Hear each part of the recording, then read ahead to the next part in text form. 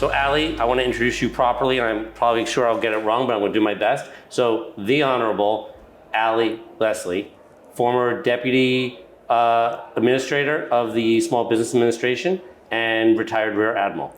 Perfect. Oh, look at that. I try. First time. First time, not a mistake. I'm always good.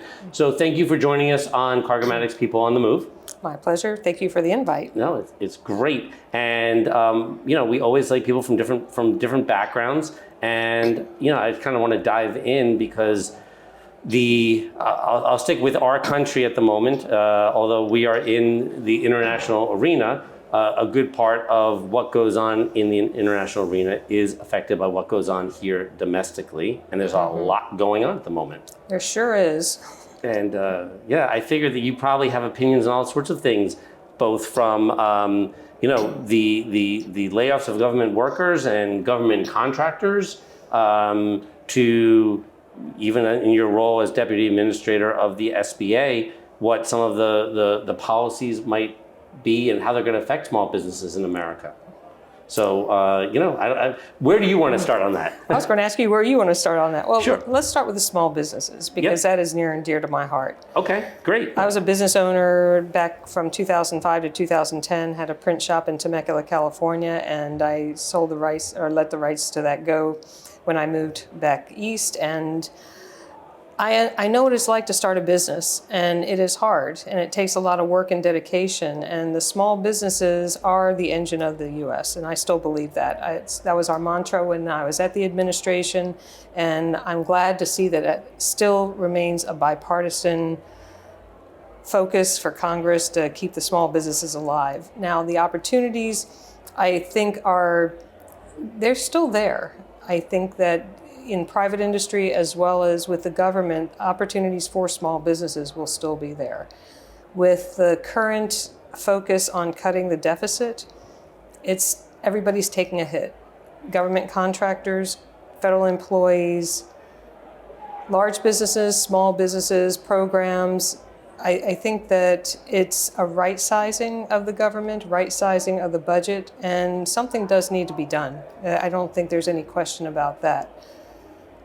The incremental approach hasn't worked in the past. Well, I was going to ask you about that because if I remember that during the Clinton administration, there was the project under the vice president to right size the government, and if I'm numbers I understand, like 400,000 government workers were ultimately, they're left government. The jobs were reduced, but it didn't seem like so loud. It was quieter.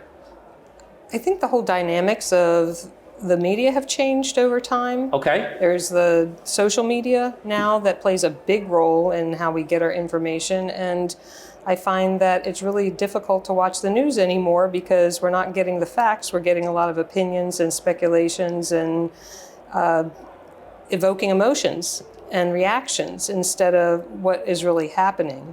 And I think what's happening right now in the administration is trying to right size, to reduce the budget, to reduce the deficit so that we can get our country healthy again economically.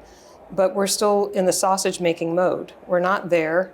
And because we're following it and tracking it every step of the way, we're not getting the right information, in my opinion, to make really a good assessment of what's going on.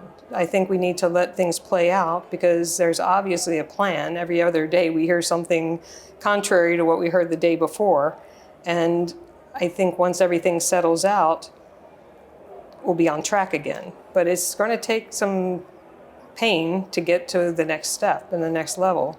Yeah, and no one ever wants to lose a job. No one ever wants, it's not a wonderful dynamic in and of itself, but to your point earlier, I think, like you said, something has to happen. Right. There's a lot of bloat.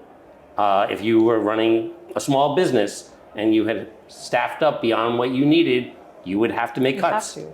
Well, back in 1993, I left active duty. Why? Because there was a reduction in force.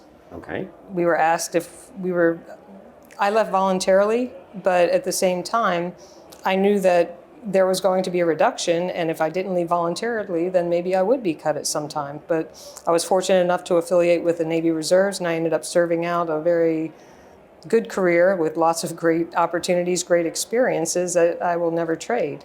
And that also allowed me, though, to be sensitive to what was going on in the military as well as what was going on in industry. I had jobs parallel to my military career until I went to the Pentagon in 2011. And through those experiences, I learned what it's like to start a business. I learned what it's like to be a small business, and I learned what it's like to work in large corporations. So it was a good experience for me to go into the Small Business Administration later and be able to carry a lot of this, but also to understand that the government has to function a certain way in order to survive. And I think that right now that's what we are doing, is we want to make the country healthy, economically prosperous, and not only for ourselves, but for other countries. We're not just doing this for the US, but we're doing it for global interests as well, I think. Sure. So one thing you might not know is that, and Cargomatic prides itself on this, we are very much a catalyst for small businesses, because our bread and butter platform, our platform itself, is really made up of owner-operators, meaning a guy or a gal who owns a truck, but we give them access to the largest retailer's cargo because they work with us, and we then in turn work with these very small businesses. Again, a person with a truck, maybe 2 or 3, and they're out there hauling freight all day, things that they might not have access to otherwise. I had the opportunity to meet one of your subsidiaries who started out like that, and it was really rewarding to hear that you found what they had, and you found that maybe that was a capability that you could use, and you helped them, and that was made my heart feel good to know that. So yes, I am aware of that. But I wonder for a lot of these folks, they do worry about, okay, so if all these changes, there's so much upheaval. Now, in fairness to your point, that's what they're hearing in the media, but to some degree, what they hear is what they know. Very true. And so they have to make their business decisions based on the information that they're presented, skewed as it may be. So if you were counseling those folks today, like, how would you tell them to act in these moments? I would say look at your own situation and assess where you are, what business you have, what business you can continue to cultivate, and start going for it. It's going to be a challenge because there is competition out there, and there will be some businesses that will not survive this.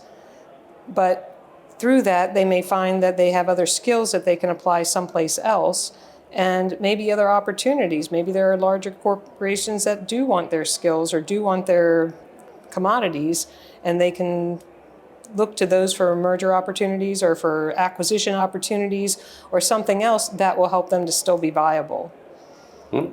And there's also the retooling aspect of it. I mean, it's a business, if an industry changes and it either modernizes or it goes away, what would I do? I would find something else where my skills can be applied, and I can either help myself or help others be successful and go in that direction. Our small businesses have so much drive that I think the ones that are in this predicament will survive, and those who recognize that what they're doing is not going to work, they'll find something that will work. I think that's fair. And so and that makes me think now about, you're currently advising somewhat of a startup, although be it they, with a lot of knowledge and backbone behind it. Yep. But maybe you could take a moment and talk about that, and how and what RIIG is doing, and how you're steering them in this moment. Well, this is where I usually call Alex or Denver into the room and say, talk about RIIG, because my knowledge of the AI industry and the cybersecurity And the risk intelligence is basically what they're working on, and it's taking data and finding where vulnerabilities are, and then addressing those vulnerabilities before they become issues for companies and cause problems within their infrastructure, within their systems, within their cyber systems. It's scary out there with what's happening with artificial intelligence, and just technology is growing every second by leaps and bounds, and it's really difficult to keep up with it. And I think what RIIG is bringing to the table is going to help us to mitigate some of those risks, particularly in this industry. No, yes. I mean, within international trade and within logistics, we are rife with problems as it pertains to cyber attacks and a lot of technology vulnerabilities, probably. Certainly, and as technology continues to evolve and automation in this industry continues to evolve and take more of a hold, it's going to be even more vulnerable. Very, very, very, very fair. Well, thank you for taking a few minutes out of your day to join us. Thank you for asking.